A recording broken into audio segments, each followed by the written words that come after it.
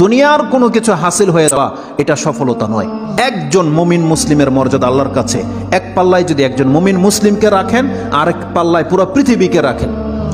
কেউ যদি পুরো পৃথিবীকে ধ্বংস করে দেয়, এটা আল্লাহর কাছে অত বড় অপরাধ নয়। একজন মুমিনকে যদি কেউ হত্যা করে, এটা যত বড় অপরাধ। তাহলে একটা মানুষ তাওহীদের উপরে যারা আছে তাদের মান মর্যাদা এত, আল্লাহ বলছেন অতএব তারা যেন দুনিয়ার জন্য নয়, বরং তারা ওই পরকালে জাহান্নাম থেকে মুক্ত হয়ে যাওয়ার সেই রাস্তা যেন তারা অবলম্বন করে। কারণ সেই দিন যাকে জাহান্নাম থেকে শুধু বাঁচানো নয়, দূরে রাখা হবে। ওয়াউদখিলাল জান্নাহ, আর যাকে জান্নাতে প্রবেশ করিয়ে দেওয়া হবে, আল্লাহ বলছেন ফাকাদ ফাজ, এই হলো সফল কাম। কারণ জান্নাত এমন একটা জায়গা, এটা হচ্ছে চির সুখের জায়গা।